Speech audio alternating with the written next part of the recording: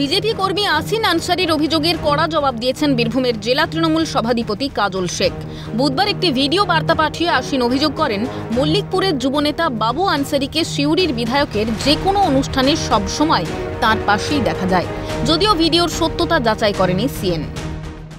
আসিন আনসারি তিনি কিন্তু এখনো পর্যন্ত বাড়ি ছাড়া প্রায় 4 মাস ধরে তিনি গ্রামের বাইরে আছেন এবং ঝাড়খণ্ডে তিনি পরিবার নিয়ে থাকছেন। তিনি একটা ভিডিও বার্তায় প্রধানমন্ত্রী, স্বরাষ্ট্রমন্ত্রী এবং রাজ্যের বিরোধী দলনেতা শুভেন্দু অধিকারীর কাছে আবেদন করেছেন তিনি যাতে গ্রামে ফিরতে পারেন, কারণ এই বাবু আনসারির জন্য তিনি গ্রামে ফিরতে পারছেন না। এবং এই বাবু আনসারি হচ্ছে স্থানীয় বিধায়ক বিকাশ রায় চৌধুরীর ঘনিষ্ঠ। আমি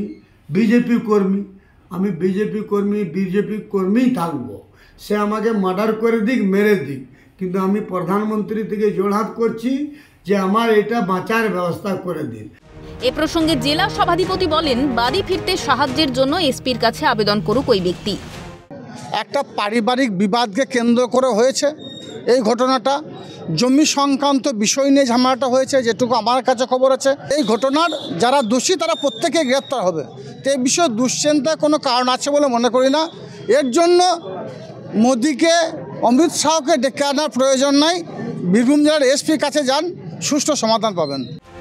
নিজের ভিডিও বার্তায় স্থানীয় বিধায়ক এবং বাবু আনসারির বিরুদ্ধে সিবিআই তদন্ত দাবি করেন বিজেপি কর্মী আসিন আনসারি। ভিডিওর সত্যতা যাচাই করেনি সিএন।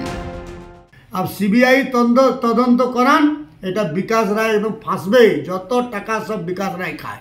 আর এই বাবু গুন্ডা আগে টায়ার মিস্ত্রি ছিল, এখন না হলে 3-4 কোটি টাকার মালিক করেছে। পুরো ল্যান্ডের পুরো করেছে, আর আমার জমিনটা ঘিরেছে। বিজেপি কর্মীর দাবিকে মর্যাদা দিয়ে জেলা সভাধিপতি বলেন, প্রত্যেকেরই নিজেদের দাবি দাওয়া জানানোর স্বাধীনতা আছে।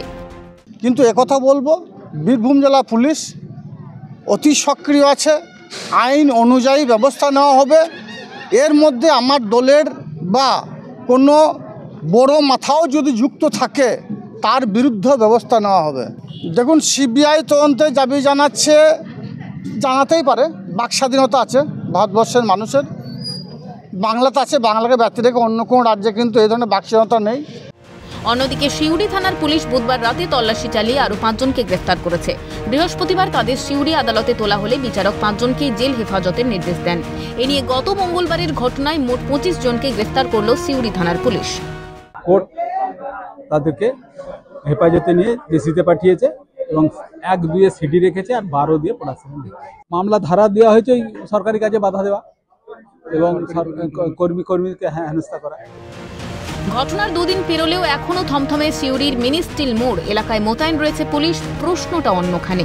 বিরোধী দলের কর্মীর অভিযোগ, বিধায়ক ঘনিষ্ঠ দুষ্কৃতীর দাপটে তারা সপরিবার দীর্ঘদিন বাড়ি ছাড়া।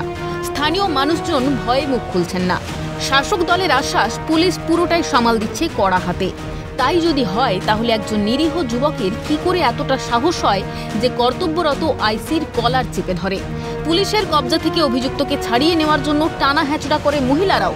পুলিশকে জনসমক্ষে প্রকাশ্য দিবালোকে হেনস্থা, এটাই কি নির্মল বাংলার স্বাভাবিক ছবি? সিউড়ি থেকে ভোলানাথ চক্রবর্তীর রিপোর্ট, ক্যালকাটা নিউজ।